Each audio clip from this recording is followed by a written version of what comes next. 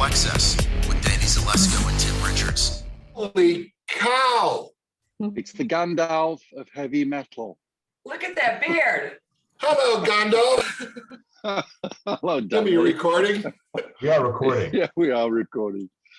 How are you, brother? Oh, that is incredible. Well, you know, 50th anniversary, got to look the role. So, Rob, what have you been doing? Wow.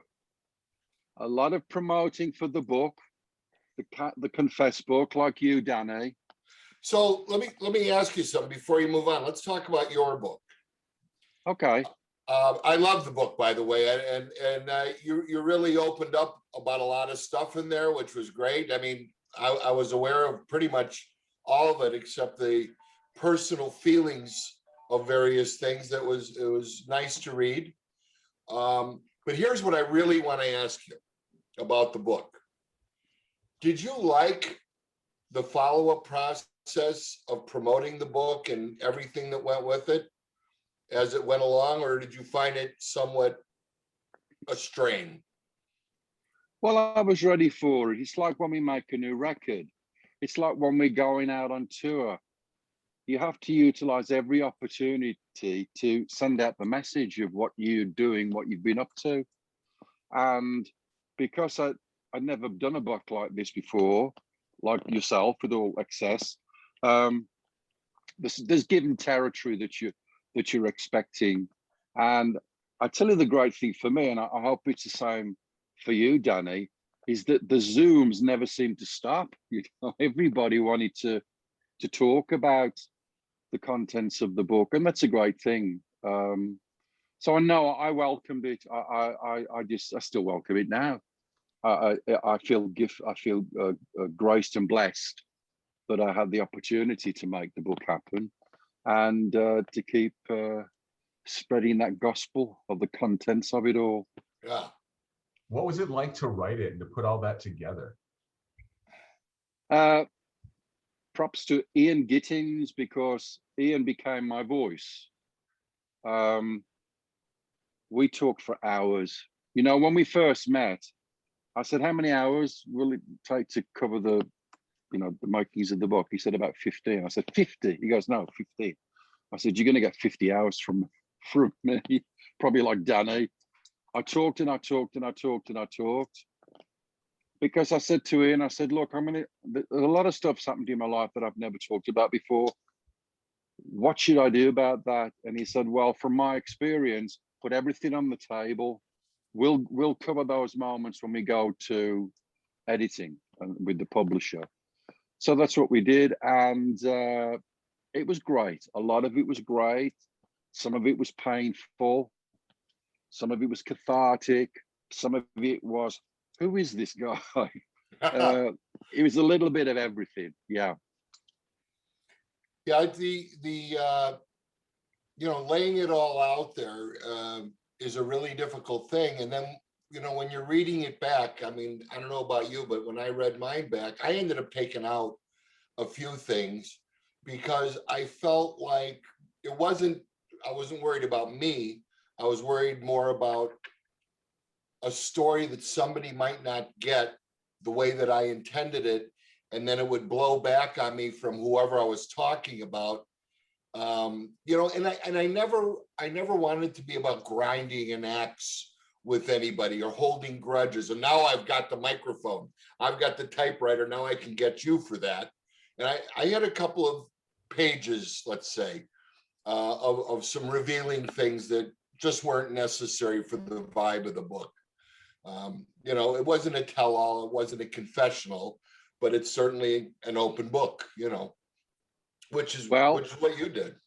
Yeah, but I that's respectful, Danny. You've always been a respectful guy, and I think that's a beautiful thing that you did. And we covered some of those instances. We referenced, like, we had to change the names of some of the members of the congregation again to be respectful to them and their families or whoever, but to get the gist of the the gist of the message in the lines or the chapter. There was a way of doing it that again Ian very cleverly took me through it. Danny, did you have that moment when you had to go through the editing process? Because they said to me, there's too many words. I'm like, what? There's too many words. I don't understand. What words don't you like? But I understand that editing is as important as editing a song. You don't need 24 verses of lyrics. You get the job done with 10 or 5 or whatever. So that was a learning curve for me as well. I got very you know, how dare you tell me what I can, and like all that ridiculous, you know, pompous stuff. We got that out the way right away when I understood the value of editing to keep the book flowing. The book, Danny, you may agree, it's like a show, isn't it? Yeah. It's like a show. The way your book opens up, and you take your reader through a show, through like a Danny Zelisko presents show. You know, you end with some great experience at the end. And so I found very, very similar parallels to music and to live performing within the content flow. It's really very much like the album recording process, without question, because you're starting off with something, an idea and raw ideas, and you got to refine them to the point that, you know, you look at it and you don't go, you know, it's like, oh yeah, I said that one right. It took a long time. I mean, it didn't take a long time really to get the chapters down, because I already had most of the chapters written in my head. What was hard was making sure it wasn't somebody else's words that changed the sound of my voice. And originally, if you would have read some of the chapters, you would have gone, Danny didn't write this. This doesn't sound like him. And the other part that took me a long time to come to grips with was the book people kept saying, no, you can't put pictures all over the book. You have to have photo sections. I said, well, that's the normal way of doing it. I've read books before, I know it. But I said, you know what I hate about that process is I don't want to be reading something and then have to go 20 pages later to look at a picture and go back and go, who are we talking about? So I ended up making a very expensive decision, which was to make the pictures a part of the book. And I know that's not typical, but I figured, how many times am I going to do this? I want to be happy with it. But it's, you know, I mean, we didn't have a publisher, so we were definitely in the dark, kind of like the blind leading the blind. And everybody here, especially Tandra, did a fantastic job. I mean, she was given the chore of the editing part of it and placing the pictures and the words. And it took her a long time.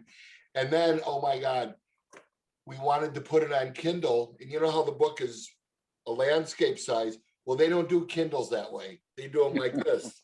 So she had to do it over again. And it was like, you know, it's like, well, you spend your day doing whatever it is you do at work every day, but to have to redo that, it's like doing an interview and somebody saying after 60 minutes, oh shit, I forgot to put on record. Yeah, been there. Yeah. Rob, What's happened? What was it like, Rob, to read your own narration after you put the book together? Well, the extraordinary thing about that is that the publisher asked me to do the audiobook. I guess one or two things happen. They either ask you to do it, the author, or they bring somebody in. And it was always my thing. Well, let's bring somebody in, you know. But I think what they felt was, because it's called Confess, and it's coming from a very deep personal place, then it has to be your voice. People want to hear the sound of your voice. They know the sound of your voice. So I went down to Premier Studios on Indian School in the blazing summer of last year, and spent about 10 days doing the book with Tom. I forget his last name, excuse me. Tom was my book audio guy up in New Jersey. We had like a three-way link going on. And that's what I did. So what I'm getting to is that reading the book out loud was just a remarkable experience, because it's one thing when you read a book, you're reading it and you're hearing the voices in your head, but when you're talking it out, and I hadn't talked it out, I'd read the manuscripts and everything and approved this, yes, go with this, blah blah blah, but when I was actually behind the mic, you know, and you're in the vocal booth by yourself and you're talking with the cans on and people were saying, could you try that line again, and blah blah blah. It was extremely powerful. It was a very powerful experience, only just because you get a better grip and a better understanding of the life that you've lived when you talk it out. Well, you're an amazing singer, but I gotta say, I could listen to you read the phone book as a speaker because you just have an awesome voice. I don't know about that, Danny. I know when Danny and I met all those decades ago, and I'd be talking, you'd be going, what did he say? What did he say? My accent has become a little bit more, I don't know, restrained. When I go home back to Walsall, and my full-on yam, as I call it, starts to come out, it's almost indecipherable. But that's the joy of our voices are beautiful. Our voices are part of our identity. And so I got beautiful feedback from fans around the world saying it's so cool to hear your voice in this manner, as opposed to, you know, talking on the radio or whatever. Well, Danny, Danny, are you going to do yours as an audio? You know, I will if I get a publisher for it. I don't. We self-published, so you know, I mean, there's a lot of things that I didn't get from the book that I should have in terms of publicity, and I still want to get a publisher to do it because it's really sold mostly here in Arizona where people know who I am. I would really love to see both books side by side in the airport bookstores. That's where I think you sell books to normal people, because typically, I mean, there aren't that many bookstores around anymore. And I don't go to them anymore because they're so far and few between, and you can just order it online. So why not do that? But the thing is, there's nothing like seeing a whole wall of books and you got 10 or 15 minutes to find one to buy to get on a 3 or 4 hour flight. And it's like, if I saw Rob Halford confess, I'm buying the book because that's a cool book. I love biographies. Or if you see occupation concert promoter, what's this? You know, I think people, you know, like record albums, people need to see that big image. And the problem nowadays is people, other than audiophiles, don't buy albums that much. And people don't buy books because they can read them on their phone or on their tablets. And it doesn't replace the listening experience or the book experience by having it on your telephone like this. These things are incredible, but they're also a curse. I don't know that many people that carry books around anymore. So it's quite a obstacle to begin with to say, here's a book, because people just aren't as familiar with them as they used to be. So Danny, I hope you do an audio, because your book is full of stories that are absolutely mesmerizing, and people love stories. It's like going back to the cavemen days. We were all sitting around the fire. What happened to you today? Oh, I was, you know, getting some wood, and this saber-toothed tiger.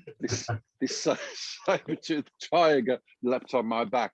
People love stories. That's part of humanity. And the thing that I found when I did the audio book is I would get emails via the office in London saying, I'm a long distance trucker, and I listened to your book while I was driving from New York to Seattle or whatever. That's the joy of having the audio. So I really hope you do it, or consider it, Danny, because your stories are phenomenal, and people love rock and roll stories. And that book is Danny Zelisko's ALL EXCE is packed from the front to the back of great rock and roll stories. I agree absolutely, Rob. So I'm gonna I'm gonna ask you a couple things if you remember them. Do you remember when we did that? We did that interview after the show at the Coliseum.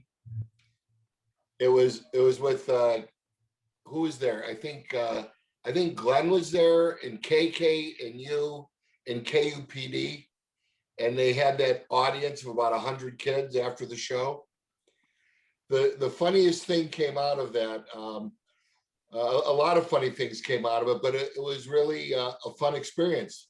You didn't have a beard then; you had hair on your head. Yeah, it's gone south. And that was the first time. That was the first time I saw you guys in the motorcycle and the whole deal. And I mean, what a show! And now, so you're on a 50th anniversary tour coming up here. Yeah, before we talk about that, was that the very first show that you promoted with Evening Yes. Star? Yes. What year was that? Can you remember? I want to say it was 81. Wow. Wow. So we're like, how 40. many years is that? 40 years ago, man. I tell you what's beautiful about our friendship, Danny, but it's, you know, it's been 40 years. We've seen the music business change dramatically through those decades. The fact of the matter is that music will always be a part of humanity's needs. People will always need to go see a show. It's just what we love to do as people. We love to see our favorite artists on that stage with their band or solo or whatever. We're always drawn to that as people. And so for Priest to be going out on a 50th anniversary tour, it still doesn't really make sense. We're about to do the first show in Bloodstock, the big Bloodstock Festival on August the 14th in the UK. Will be the first time we've been on stage since the last show we did together in Vegas, I think it was. Yeah. So I think it'll hit me personally when I walk out. Funnily enough, I've just been talking to my production guy, Martin Walker, who sends his best regards to you. Hello, I've just been talking to Martin about the show. The show is staggering. But I said to Martin, it's not going to hit me until I walk out on that stage and see all those masses of metalheads. And the show starts. And this is the kickoff of the 50th anniversary, the 50th world tour of Judas Priest. It's crazy, it's beautiful, it's insane, it's brilliant, it's all of these different emotions. But I, for one, personally, as a heavy metal maniac and as a singer in a heavy metal band, I can't wait to get the fires roaring and get out on that stage again. Yeah, it's been a long time since we were able to do anything, and you know, everybody, it seems, found something else to do in the meantime, but I'm really anxious to see people coming back to shows. You know, like I know they're looking forward to it, but now they've got a whole new set of problems. It's like all of these shows that have been postponed over and over again are now coming to be. And I'm looking at my calendar and I'm going, how am I going to be in 3 different places at once? Because I mean, it happens when you're rescheduling stuff. Yeah. In different cities. So it's in one night I've got Frankie Valli in Baltimore and King Crimson in Scottsdale. Where am I going? Both groups are very demanding and want to see you there. You know what I mean? And you need to be there because that's what I do. So I haven't figured that one out yet. But you'll have to zoom. You'll have to do the zooming somehow. I'll have to zoom in on a settlement carrier. I'm writing you a check. Yeah. You know, this is a joy to be able to see each other like this, because it has been a lifesaver through this pandemic. You know, I Zoom all the time with my family and the band and so on and so forth. This has been definitely a lifesaver. I love to talk on the phone, both you and I love to do that, Danny. But there's something a little bit more tangible when you can see each other like this. And so it has been a great way for us mentally to get through the difficulty of not being able to do what we love to do. I mean, I know Danny Zelisko, you know, now you're going to be at every show that comes into town, whether you're part of it or not, just because you love the vibe, you love to be there, you love to see the talent, you love to be with friends and so forth.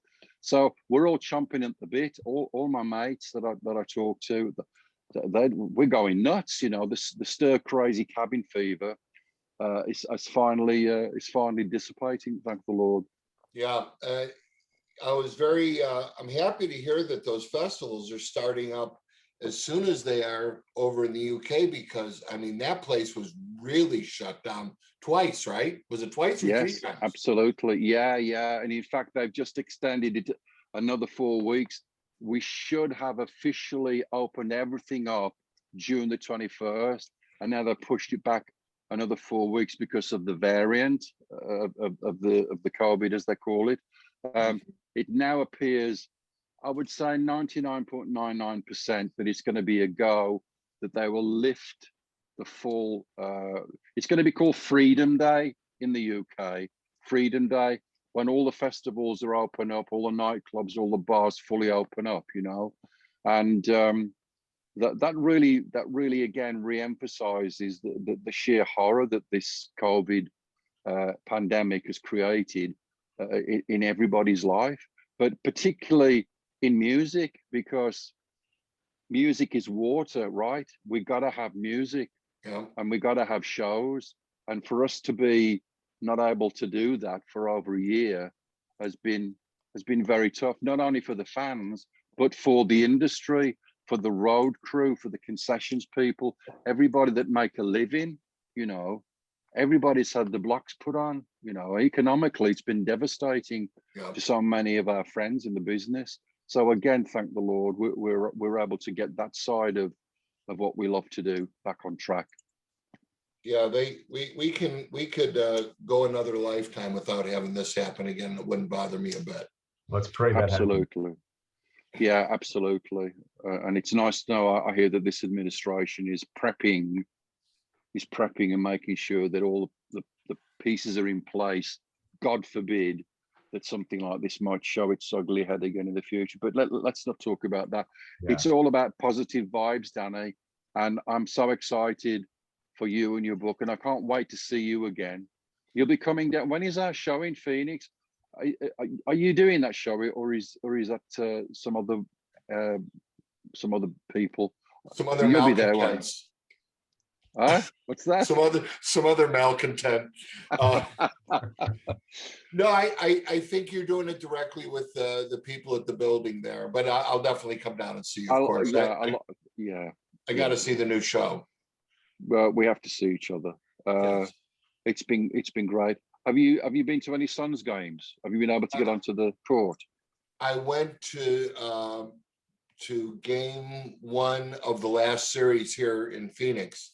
And, you know, I haven't really, honestly, been paying attention all year long. I mean, it just, you know, the idea of sports, and I did go to a game in April where there was about 500 people there, and it was just vibeless, and I couldn't stand it. I didn't last very long. I mean, I think maybe a quarter.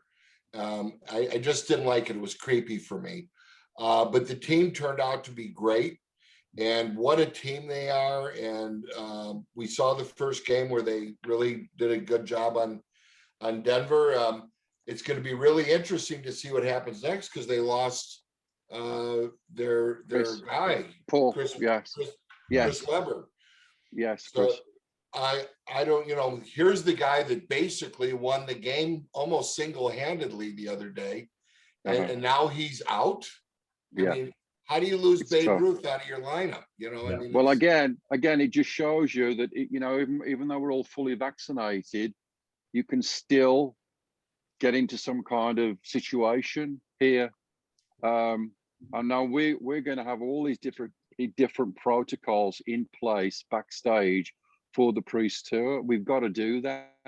You know, it's going to be difficult because we love to see as many people as we possibly can, but I'm talking about like after show passes for all these other, things that we do. I don't know how we're going to do that with radio and media and so on and so forth. I'd really like to think that since it's only June, I mean, 2 or 3 or 4 months from now, I'm going to expect things to be a lot lighter than they are now, assuming if we can that, things are staying in the right direction. I mean, our numbers are exactly where we needed them to be a year ago or more.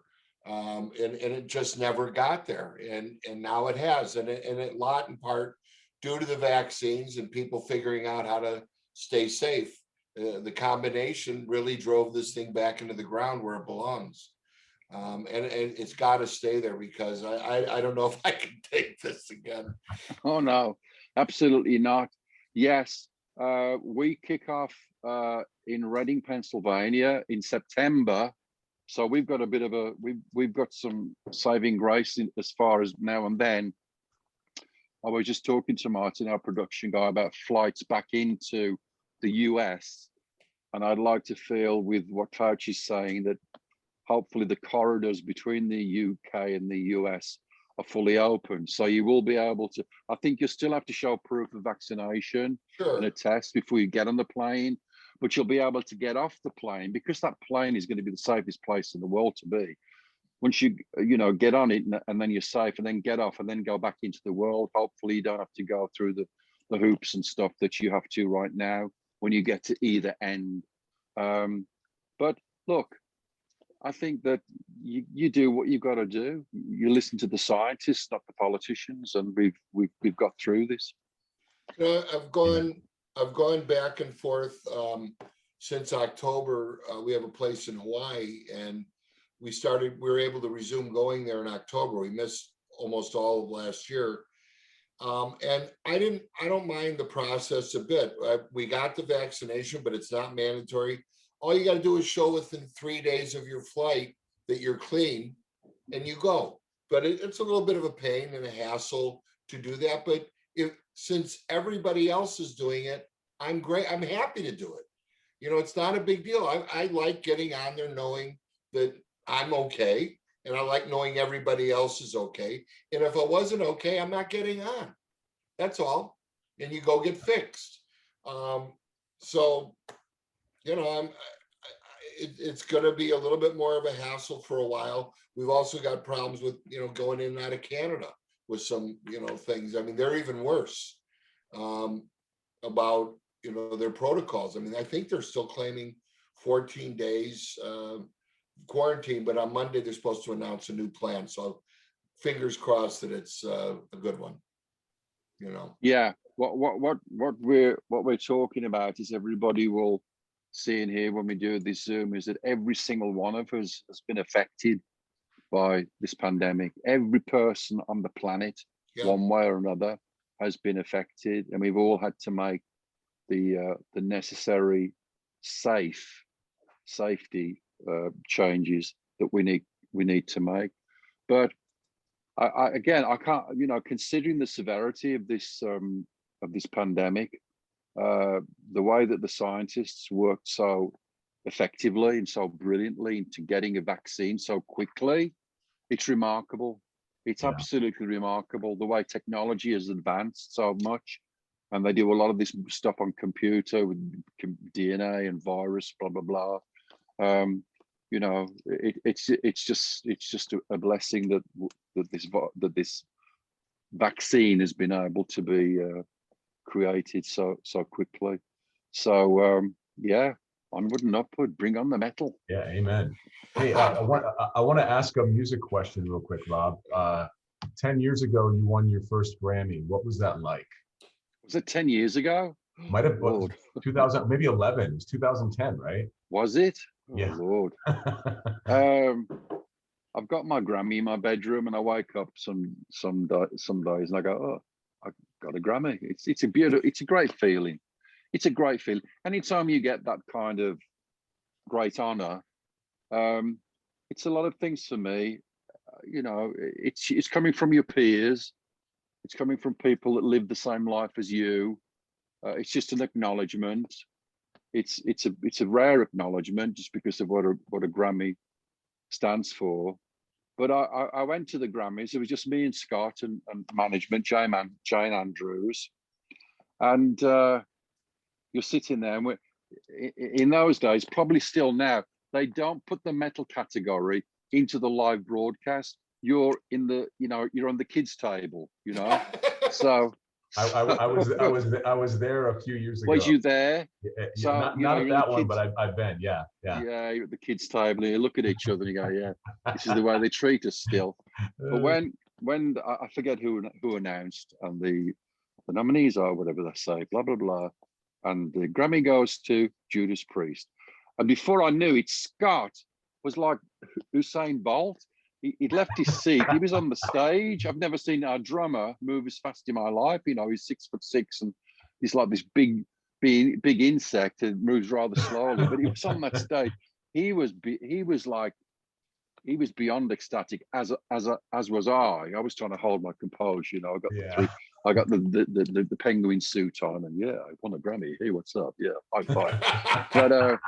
but it was great. It was beautiful. And then afterwards, they walk you around the back of the building to the press room, and then they walk you into the Staples Center, if that's what it was called at the time. And there's a person walking in front of you holding a card like Grammy for Metal Judas Priest, so people can know who it is. It was beautiful, man. And I went and sat down and I watched Lady Gaga with Elton John at the start of the show. And oh my God, I can't believe this. And then Pink did something on the trapeze, the first time she did the trapeze thing. And then I believe I saw, did Ringo Starr come out? Oh my God, it's a Beatle. It was just, it was just for me as a music fan, I couldn't believe all these incredible people were in front of my eyes. It was such a thrill and a rush. So, something like that. It's just great.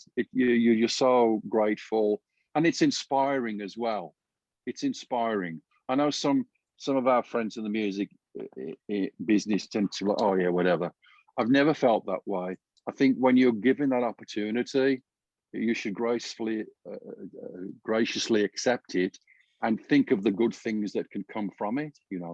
I know after we left, it was like, oh no, we're going to make the biggest, best, greatest, heaviest, loudest heavy metal album that we ever can do. So good things come from those types of achievements. Well, here's to the next Grammy as well. That would be great. That would be great if there's a number 2, because you got to have yin and yang, right? Yeah. I need another one. You need balance. Balance. And we got to start a movement to get that award moved into the big kids room. I think so.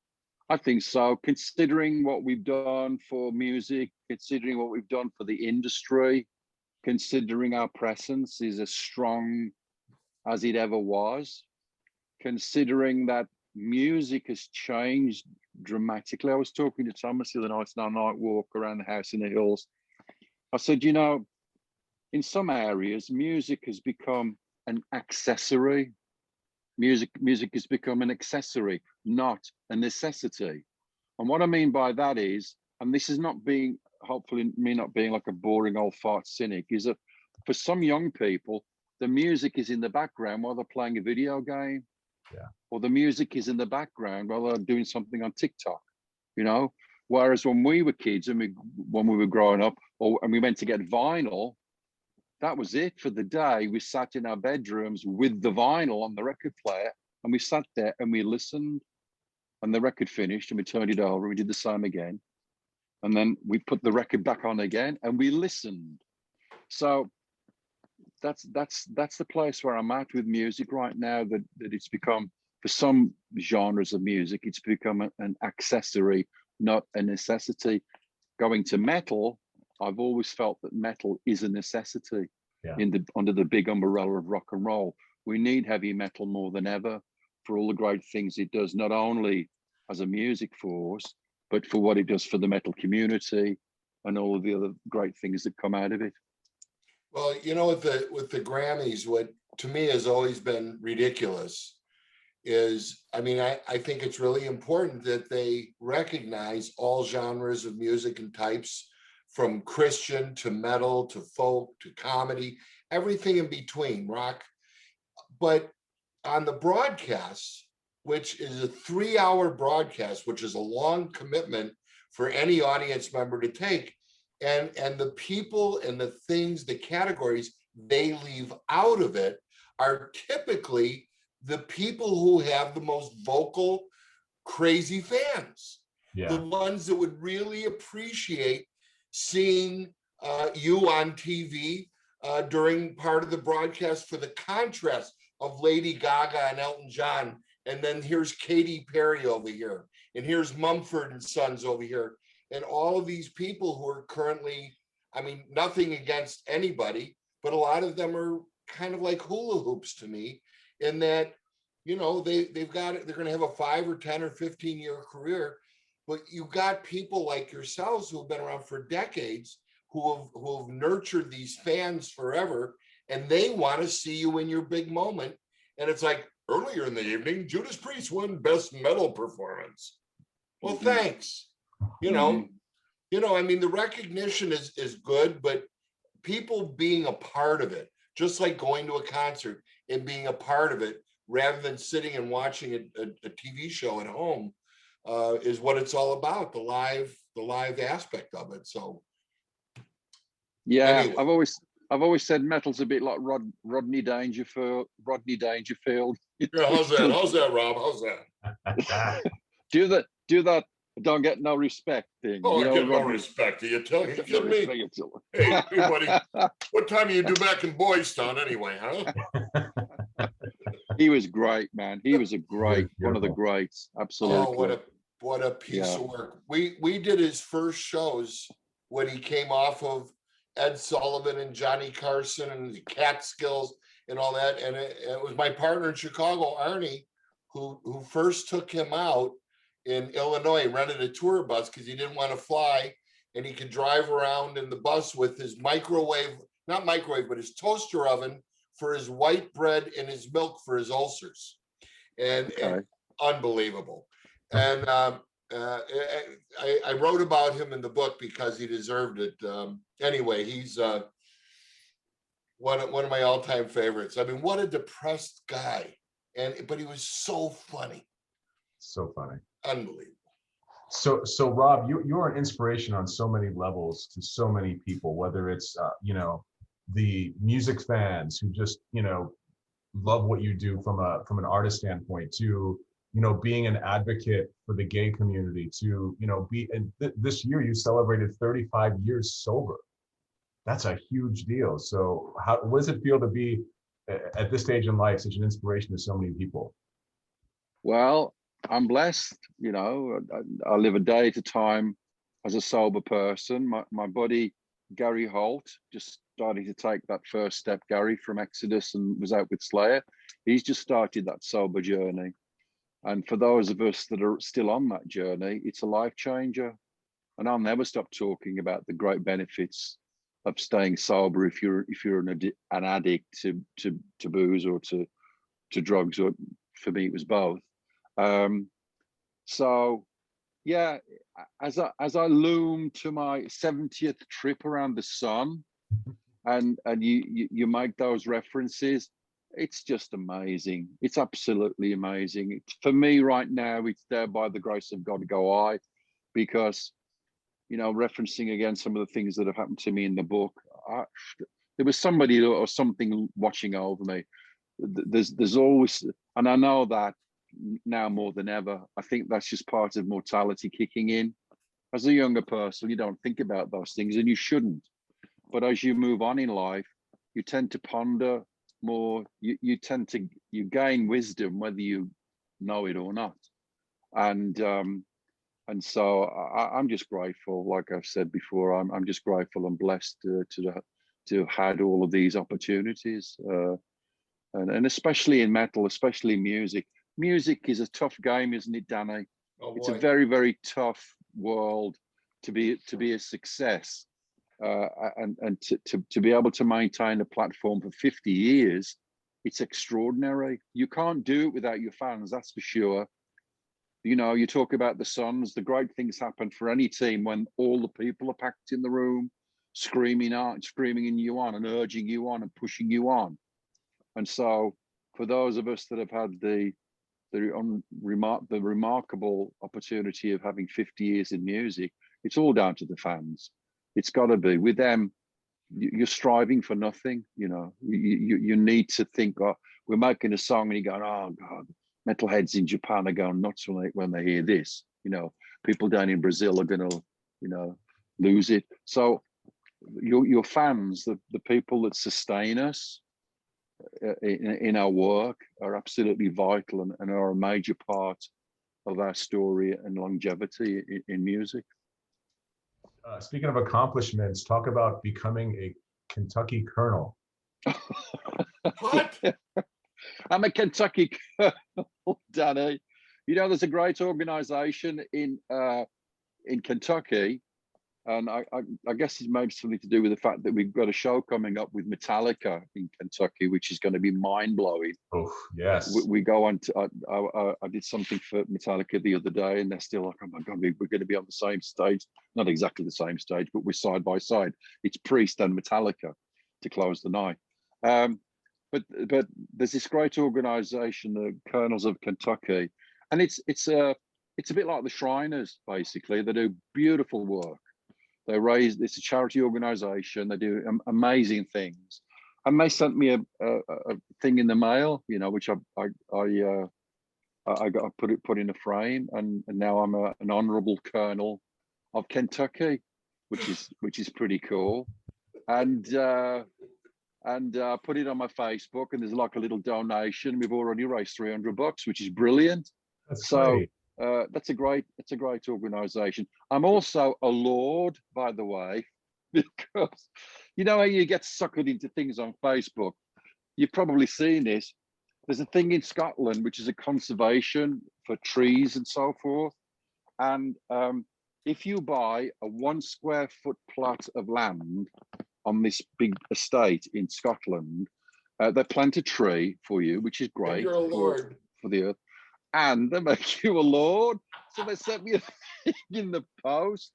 So now I am Lord Colonel Metallica from Halford. That's the best. It's hilarious. Oh, I'm thinking of having a t-shirt made up, or put it in my passport. Put it in my passport. Oh, hello, Lord Colonel Metallica. Can you imagine? Oh, it's crazy. I love it. It's just fun, but it's beautiful. It's great. You are, again, you're just an inspiration on so many levels. Your positivity and humility, how do you stay so humble? Yeah, you just be who you are. A lot of it is my roots, my family. I come from a pretty tough working class background in Walsall, which is about 9 miles out of Birmingham city centre. I talk about it in my book. You know, my dad worked hard. We lived paycheck to paycheck. Literally, Mum would count the pennies every week out of his wage packet, and we lived like so many people did then and now. That's how people live, you know, and it really gives you a better understanding of the financial economics side of life. You know, we had to wait a while before we get a new pair of shoes. The same for some people here in America and in other parts of the world today. You think things would have changed by now, but it's not. People are still struggling. You know, people are still living paycheck to paycheck, got to pay the rent, got to pay the bills. You know, we can't afford to buy the wife a new dress.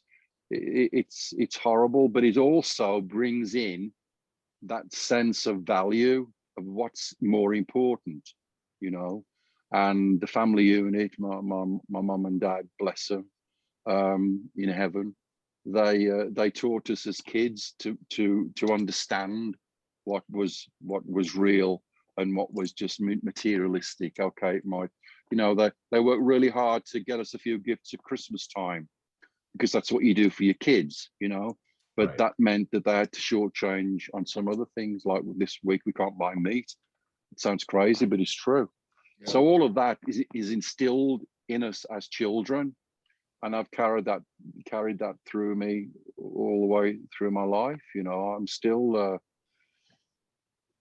When I push my buggy down the car, Danny, when I'm in Fry's, when I'm pushing my buggy down the aisle, oh, that salad dressing is about 2 cents cheaper than that salad dressing. I'll take that salad dressing.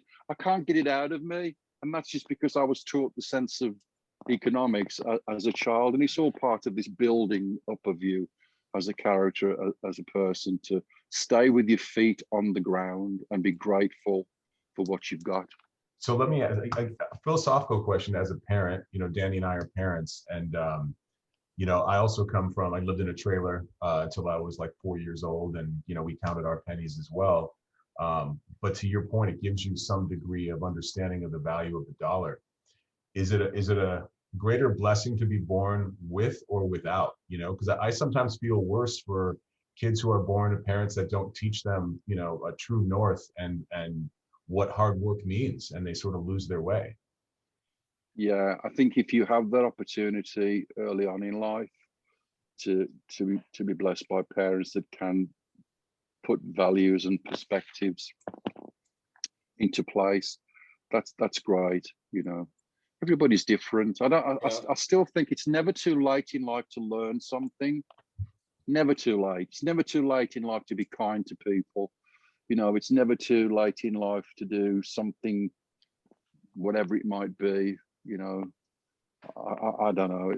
It's just getting an understanding on the realities of life and how to deal with it. I know what you're saying. I have some friends of mine that are very wealthy and have brought kids up in a wealthy environment, but they're still taught the understanding of the only reason we're in this place is because I did this. I sacrificed that. You have to tell your kids that. I remember years ago reading a story about Mccartney and his two kids, Stella and what's the other one? Did this deal? What's his name? Yeah, but he would give them pocket money. He would only give them like a pound a week, and that was a lot. But he would give them £1, And some people would go, well, you were Paul McCartney, you can give them like £100 a week. No, you teach your kids principles, definitely on the economics side of things, but also that, life isn't a free check. It's not a free check, I've always felt that, again, just from my perspective, I've worked hard, and some people go, you're in a band, you don't work in a coal mine. No, I don't. But the principles of work, the ethics of work, the responsibility, not only to your band, but to your crew, to your label, to your management, to your agents, to your promoters, it's all built in to make you understand that life isn't a free ride as well. You've got to put something into something to get things out of something. Yeah. And that's what I still do now. Well, that's that doesn't change no matter whether you're rich or poor or famous or not. There are things you've got to do to keep that up there. Just like you say, you go through the store. I do the same damn thing. It's like I'll go, all right, do I need Kraft mayonnaise or do I want the generic for 50 cents less? I generally go with the Kraft because I need the right mayo. Okay. Yeah. But I do the exact same thing. I always laugh when I think about my dad, who's been gone since 95. And prior to 95, there wasn't this huge business of buying water. And I think of my dad being at a baseball game and me going, hey, Dad, get me a bottle of water. Are you kidding? It's $5. Go use the drinking fountain. What's wrong with you? That's exactly what he would say. What are you talking about? You're paying for water. Yeah. Use a hose. I mean, it's true. One thing I wanted to get in, is about that, because Paul McCartney's the same way. This guy still works. This guy's worth $1 billion, and he still is painstaking about every detail of every show that he does. It's a beautiful thing about fame. A lot of people can't get it out of their way when they're looking at somebody, and that's the thing that keeps everything going, I guess, are fans, you know, that just, no matter what, they love their stars and they love their best performers. But those people, I mean, I don't want to blow the bubble off of these people, but they're usually just as normal as the people who love them. Yeah. And a lot of people don't realize that when you're 30 or around 30 when we met, who knew 40 years later we'd still be talking about live shows and rock and roll and metal and Grammys and all that stuff? I mean, we didn't know then. All we were doing was plodding forward the best we knew how and doing the right things the best we knew how. And it ended up okay, didn't it? But I was nothing. You were nothing. We had nothing. And here we are. We're talking about our books. I think it's amazing. I love it. It is amazing. It is amazing. It's Paul McCartney's birthday today as we're talking now. And how old is he today? Oh, I don't know. But I was just on his Instagram. And, you know, he just made a new record. I guess he's doing like a bit of a podcast as well these days. He talks to people all over the world, different musical friends. And yeah, he's as driven and as passionate and as determined and as professional and as meticulous now as the Paul McCartney we remember when I first heard She Loves You on the radio on BBC. And I'm like, what is this song, you know? 79. How old is it? Isn't that beautiful? Oh, man, I hope to see him. I hope you do a show with him when he turns 80. Because here's the other thing. Most people of our age group, we're either in Hawaii or we're on the golf course, you know. I don't want to stop. I have to be with the band. I have to be writing music. I have to be putting shows together. I have to be touring. We have to be seeing our fans. You know, it's what we live for. And I think that is probably one of the truest kind of vital parts of what we're about as people. We don't want to let it go because it's what keeps us going. I don't want to sit in front of the TV with the remote. I do that already to a certain extent when I'm not working. But I need to look at my calendar and go, on this date I'll be in Moscow, on this day I'll be in Tokyo, on this day I'll be in Chile. I need to have that. It drives me as an older person to keep working. To keep my bones working, to keep the voice working, just to keep working as a person.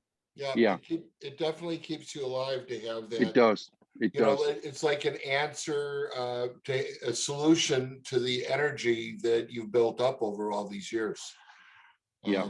And I've been lost. I've been really lost without it in a lot of ways. When I had to go last year, because I set up my own travel and hotels and everything. So last year when I realized, you know, bit by bit, that stuff wasn't going to happen, and it wasn't just a couple weeks, it was a couple months, then it was several months. And to have to go back and tear down all that work, all those plans, all the advertising, all the things that you've reached out to people about, and to think not only do you got to tear them down for now, and it's postponed instead of canceled, then you got to rev it up all over again and cover the same ground. And it's a hardship, but you know what? Everybody had to go through it. The playing field is pretty much the same for everybody. What you did with it when you realized what was happening was up to you. And I'm certainly happy we're all here. Yeah, me too. And I'm praying that we are, to your point, that we're at the end of this or close to the end of it. Okay. Well, this has been great, man. This has been a beautiful chat. I can't wait to see you, Danny, and go and have some food or something. Are you here till you go to England, or are you leaving? Pretty much, yeah. Pretty much. So let's try and grab some food before I take off. But thank you for this. It's been a wonderful talk. We've covered so many different aspects, as you always tend to do with Danny. Whenever I sit with Danny, we just talk about life, don't we? It's life.